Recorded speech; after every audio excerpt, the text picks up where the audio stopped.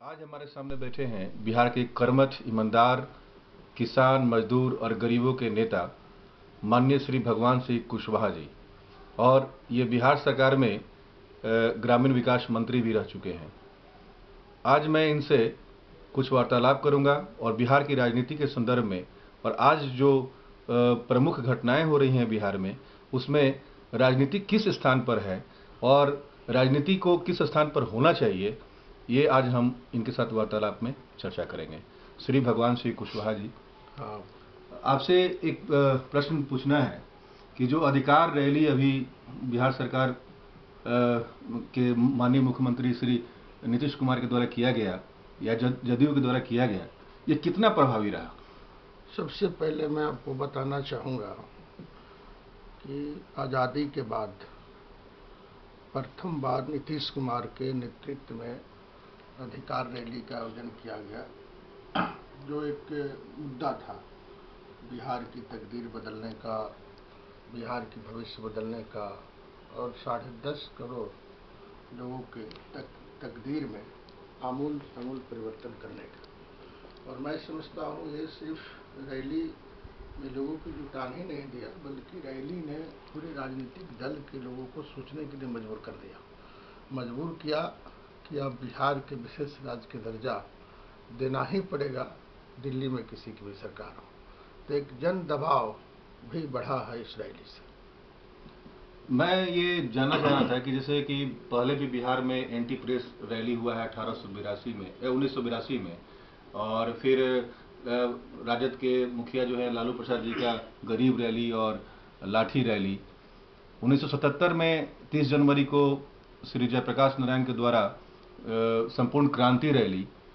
उन रैलियों के संदर्भ को देखते हुए आज ये जो अधिकार रैली हुआ है, ये कितना सार्थक है? मतलब आपको हम बताना चाहेंगे कि जेपी का आंदोलन सत्ता परिवर्तन के आंदोलन था और वो रैली सत्ता परिवर्तन के उद्देश्य से हुआ था। बीच में तथाकथित कई राजनेताओं के द्वारा रैली का आयोजन किया गया, जिसमें गरीब रैला और लालू जी का लाठी रैली का भी चर्चा है। तो वे किसी विशेष व्यक्तियों द्वारा बुलाया गया था, लेकिन नीतीश कुमार ने इस रैली को जो बुलाया, बिहार की जनता के हित में बुलाया। उस रैली से ये फर्क है, ये विकास पर आधारित था, वे दल पर आधारित था। और विकास पर जो रैली आधारित है, ये सबके लिए था। जनता दल यूनाइटेड ने सिर्फ अगुवाई किया, नेतृत्व किया बिहार की विशेष राज्य के दर्जा के सवाल। जैसा कि मुख्यमंत्री जी का भाषण हुआ था अधिकार रैली के दौरान, तो उन्होंने बिहार राज्य के साथ में भारत के अन्य पिछड़े राज्यों को भी विशेष राज्य दर्जा देने की बात कही है।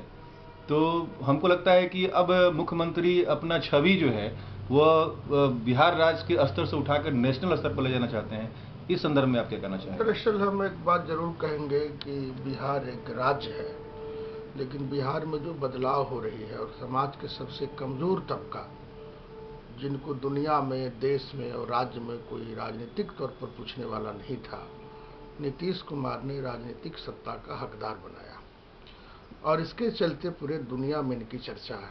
बिहार में बदलाव हुआ है, विकास हुआ है। और सबसे बड़ी चीज़ है कि इन्होंने एक सवाल जरूर उठाया है कि जो पिछड़े राज्य है, हमसे भी जो पिछड़े राज्य है, चूँकि बिहार से भी कई ऐसे राज्य हैं जो पिछड़ा राज्य है, वहाँ भी गरीबी है, भुखमरी है, विकास नहीं हो रहा है, पूंजी का निवेश नहीं हो रहा है, उद्योग धंधा नहीं है, और उस राज्यों को भी विशेष राज्य की दर्जा देने की नीतीश कुमार ने मांग किया है। तब एक अंतर्राष्ट्रीय फिगर, कोई राष्ट्रीय स्तर पर कोई मुद्दा उठाता है, इसका मतलब होता है कि उनकी राष्ट्रीय पहचान है। जी, ये इस बात से मैं सहमत हूँ। और मैं इस पर एक प्रश्न और करना चाहूँगा कि क्या भविष्य में जो है वो एनडीए सरकार जब बहुमत में आती है, तो ऐसा नहीं समझा जाए कि ये प्रधानमंत्री के प्रमुख दावेदारों में से एक रहेंगे? दरअसल एनडीए कोई पार्टी नहीं है, एनडीए गठबंधन है, और एनडीए गठबंधन ही तय करेगा कि देश के प्रधानमंत्री कौन होगा। यदि एनडीए ने तय ही कर दिया कि देश के प्रधानमंत्री माननीय श्री नीतीश कुमार होंगे, तो होंगे। हालांकि पहले से इस सवालों पर बहुत कुछ बोलना हमारे लिए किसी के लिए मुनासिब नहीं होगा। एनडीए के लोग आएंगे जीत करके और एमपी अपना नेता चुनेगा, और मैं समझता हूँ कि यही प्रक्रिया रही है लोकतंत्र में। बिहार की जो वर्तमान राजनीति है वो किस डायरेक्शन की तरफ है, किस दिशा की तरफ है? ये दरअसल बिहार की जो राजनीति है अभी फिलहाल दो ध्रुव है, तीसरा कोई ध्रुव नहीं है। एक तरफ लालू का अपना ध्रुव है और एक तरफ नीतीश कुमार का अपना ध्रुव है। लालू के हुकूमत के लोगों ने 15 साल तक झेला है, बिहार 50 साल पीछे चला गया, और नीतीश कुमार के राज में बिहार 50 साल आगे जाने के लिए तैयार है। तो ये फर्क है दोनों आदमी में, और मैं समझता हूँ कि गरीब जितने मुजलिम हैं, जो लोग असहाय है या जो बेरोजगार नौजवान है, सबका पसंदीदा मुख्यमंत्री है श्री नीतीश कुमार जी। सब लोग इनको पसंद करते हैं। जी, आपकी बातों से मैं बहुत सहमत हूँ। और मुझे एक बात और कहना है कि आप पिछले सरकारों को भी देखे हैं, अभी वर्तमान में जो नीतीश कुमार की सरकार को भी देख रहे हैं, तो आपकी निगाह में क्या कमी नजर आती है जिसके चलते आज कुछ लोग जो है चर्चा का विषय बनाए हुए हैं कि नीतीश कुमार जो है कोई काम नहीं कर रहे हैं? एक बात हम जरूर कहेंगे कि जब जीरो से कोई भी चीज शुरुआत होता है तो दिखता है। 2005 में जब नीतीश कुमार की सत्ता आई तो बिहार में कुछ नहीं था, बिहार में जीरो से शुरुआत किया गया। सड़क का, स्कूल का, स्वास्थ्य का, विधि व्यवस्था का, ये चार ऐसा सवाल था जो जीरो पर आउट था पूरे देश में। तो कोई भी चीज जब जीरो से शुरुआत करिएगा वो 50 तक जाएगा तो उसकी चर्चा होगी। 5 साल में हम लोगों ने 50 तक ला दिया है। 50 से फिर प्लस करने की बात है, 60, 70, 80 पर जाना है। अब दरअसल कुछ पैसे की भी दिक्कत है। बिहार का अपना जो बलबूता था उस पर हम लोगों ने बिहार को खड़ा किया है, विकास के रास्ते पर ला दिया गया, बिहार के पटरी पर लाया गया है। लेकिन अब इसे आगे बढ़ने के लिए और पैसे की जरूरत पड़ेगा। तो और पैसे की जरूरत के लिए ही नीतीश कुमार ने कहा कि बिहार को विशेष राज्य की दर्जा दीजिए, हम अपनी भी पूंजी लगाएंगे और बिहार सरकार के जो भारत सरकार से पैसा मिलेंगे हिस्सा, उसको भी उसमें समाहित करेंगे, तो तीव्र गति से तरक्की होगा। अभी फिलहाल जो तरक्की का मेरा रेशियो है, इस ढंग से यदि तरक्की होगा तो 25 साल लगेगा बिहार को विकसित राज्यों को श्रेणी में खड़ा करने में। हम लोगों ने कहा कि 2015 तक ही इसको विकसित राज्य की श्रेणी में खड़ा करना है। इसलिए हम लोगों ने विशेष राज्य की दर्जा के तहत आंदोलन की शुरुआत हुआ है कि और पैसा मिले, राज्य अपनी भी ताकत से पैसा का इकट्ठा करेगी और विकसित राज्य की श्रेणी में 2015 तक खड़ा करना है। जैसा कि मैं समझता हूं कि अकेला चना भार नहीं फोड़ता है। माननीय मुख्यमंत्री नीतीश कुमार के केवल प्रयास ही काफी नहीं है। आज एक समाचार आया है कि 4 दुकानों को, जो दवा की दुकानें हैं गोविंद मित्रा रोड में, उन पर छापा पड़ा है, 8 लोगों को हिरासत में लिया गया है, नकली दवाओं का व्यापार चल रहा है। तो कहीं ना कहीं पर तो इसमें सरकार की भी भूमिका रही है इन सब छवियों को गिरफ्तार करवाने में, पकड़वाने में। लेकिन जो नैतिक पतन हो गया है समाज में, जबकि नैतिक पतन जो हो गया है वो उसको जोर जबरदस्ती से या किसी भी तरह से लाया नहीं जा सकता, जब तक कि उसके अंदर में, मनुष्य के अंदर में ये भावना नहीं है कि हमारा बिहार है, अपना बिहार है, हमको उसको आगे बढ़ाना है। या नीतीश कुमार की सोच यह है कि वो आगे बढ़ना चाहते हैं बिहार को लेकर। तो जब पूंजीपतियों को इसमें कितना पूंजीपति सहयोग कर रहे हैं, कितना हम दरअसल उस पर बहुत दूर जाना नहीं चाहेंगे, लेकिन बिहार के लोग के अंदर बिहारीपन जगे, हम बिहारी है इस बात का एहसास हो, बिहारी अस्मिता का सम्मान जो है, ये बात की शुरुआत नीतीश कुमार ने किया है। और मैं समझता हूँ उसको छोड़ना नहीं है, जी, इसको वहां तक ले जाना है। चूंकि पानी 100 सेंटीग्रेड पर खौलता है, जी, तब तक आंच लगाते रहना चाहिए जब तक कि पानी 100 सेंटीग्रेड तापमान न पहुंचे। हम अभी बिहार के लोगों को बिहारी कहने लायक अभी बना है, बल्कि दुनिया के देश के किसी भी कोना में जाए और बिहारी कहने में कोई संकोच नहीं हो, ये और प्रयास की जरूरत है। तो इसमें नीतीश कुमार ने लगा। जहाँ तक काले सवाल है, भ्रष्टाचार है, या मिलावटी वस्तुओं का मामला है, ये तो लंबे समय से होते रहा है और सरकार इस पर पहल की है, लेकिन सरकार ही काफ़ी नहीं है। आम नागरिक को भी मिलावटी वस्तुओं पर कंट्रोल करने के लिए, नियंत्रण करने के लिए आगे बढ़ना पड़ेगा। क्योंकि आपको बता दें कि बिहार में 1 लाख व्यक्तियों पर 64 सिपाहियों की संख्या है।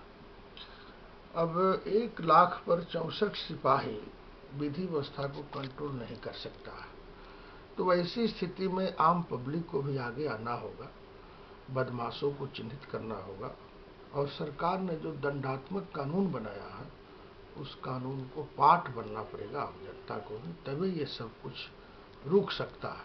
हालांकि सरकार के प्रयास सराहने योग्य है, इन्होंने प्रयास किया है। आप तो मजदूरों किसानों के मुखिया रहे हैं, मजदूरों किसानों के अगुवाई रहे हैं, हमेशा उनके हक के लिए लड़े हैं और बिहार की 90% जनसंख्या जो है वो गाँव में निवास करती है, गाँव के कृषि पर निर्भर करती है।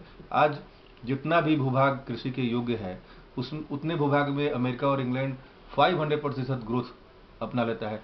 एग्रीकल्चर क्षेत्र में, कृषि के क्षेत्र में जो क्रांति आना चाहिए था अब तक, वो अभी तक नहीं आ पाया हम है। आपको बता दें कि नीतीश कुमार की जब सरकार बनी तो उस वक्त प्रथम बार कृषि के क्षेत्रों में इन्होंने अध्ययन किया और किसानों के प्रति इन्होंने कई प्रकार के लाभकारी कानून भी बनाया। और अभी फिलहाल मैं समझता हूँ देश का पहला राज्य है जहाँ कृषि रोड मैप का शुरुआत किया है। उनमें 150 करोड़ रुपया खर्च करने का ऐलान इन्होंने किया है।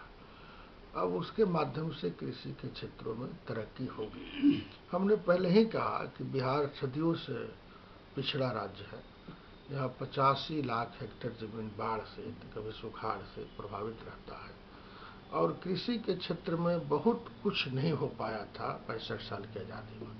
अब कृषि रोड मैप लाया है और माननीय महामहिम राष्ट्रपति जी ने इसकी शुरुआत किया है। हम समझते हैं इसको यदि बढ़िया से लागू किया जाए तो कृषि के क्षेत्र में आमूल जामूल परिवर्तन हो सकता है और कृषि पर जो लोग निर्भर है उसकी जीवन दशा में सुधार हो सकती है, लेकिन इसके लिए भी पैसे की जरूरत है। और महामहिम राष्ट्रपति जी से भी आग्रह किया गया है कि कृषि रोड मैप तभी सफल होगा जब भारत सरकार इसमें सहयोग करेगी। सहयोग करने का उन्होंने भरोसा दिया है, देखना है कल क्या हो सकता है। जब आप बिहार सरकार में ग्रामीण मंत्री थे उस समय नीतीश जी के प्रति आपका क्या आभार था और बिहार सरकार के प्रति क्या प्रेम था? हम आपको बता दें नीतीश कुमार से हमने 97 में समता पार्टी में हम लोग शामिल हुए और नीतीश जी ने खुद आमंत्रित किया कि आप आइए, हम लोग मिले थे, पार्टी में शामिल हुए। उस वक्त से समता पार्टी के संगठन में काम, समता पार्टी के विधायक जब 36 हम लोग मिले जीत के आए 2000 में, उस समय डिप्टी लीडर थे पार्टी की तरफ से। और फिर मैं समझता हूँ कई सभापति रहे समितियों का। फिर 2005 में हम लोग को सरकार बनी। फिर माननीय नीतीश कुमार जिसे मैंने कोई पैरवी नहीं किया था, क्योंकि पैरवी वो लोग करते हैं जिनकी पहचान नहीं है। और नीतीश जी ने हमको स्वयं आमंत्रित किया कि हम मंत्री बनाना चाहते हैं और उनके मंत्रित्व काल में मंत्री रहा। और मैं समझता हूँ मेरी सौभाग्य है कि नीतीश कुमार जैसे कर्मठ, ईमानदार और तरक्की के मार्ग प्रशस्त करने वाले व्यक्तित्व के साथ मंत्री रहा। और उस मंत्रित्व काल में मुझे भरपूर सहयोग उन्होंने दिया।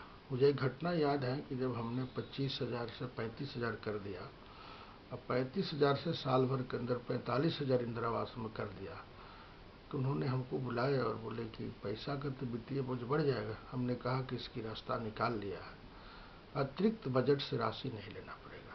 जो ग्रामीण विकास विभाग का 1200 करोड़ की राशि है उसी में समाहित हो जाएगी। तो उन्होंने थैंक दिया और धन्यवाद दिया कि आपने बारीकी से मेहनत किया।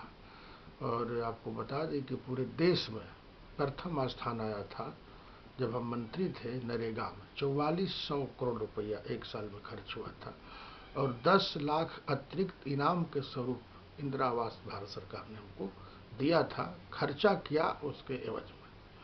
तो एक है और आज भी है सहानुभूति। नीतीश कुमार की ज़रूरत है अभी बिहार को।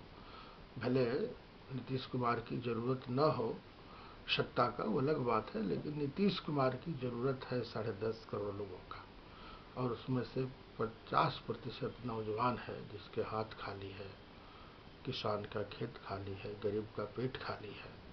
इस सब चीज़ों को भरपाई के लिए अभी नीतीश की ज़रूरत है, मैं महसूस करता हूँ।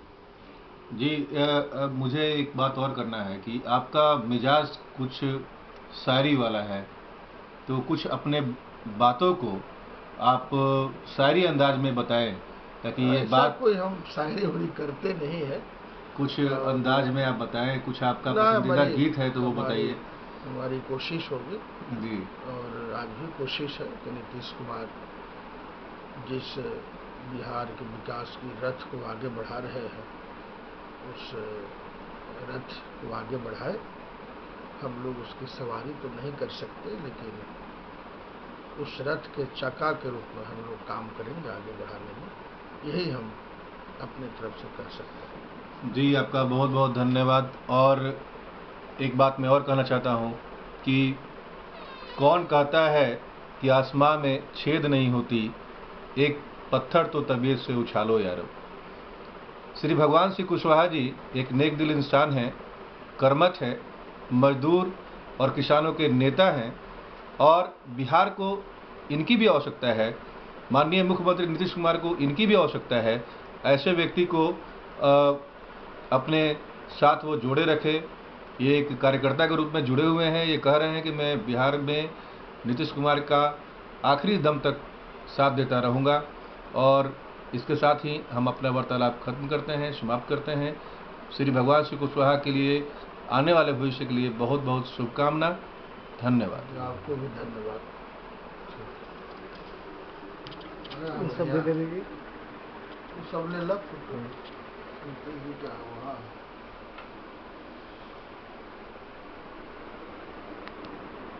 अच्छा, जी दे देते हैं, ये विशेष दे देते हैं।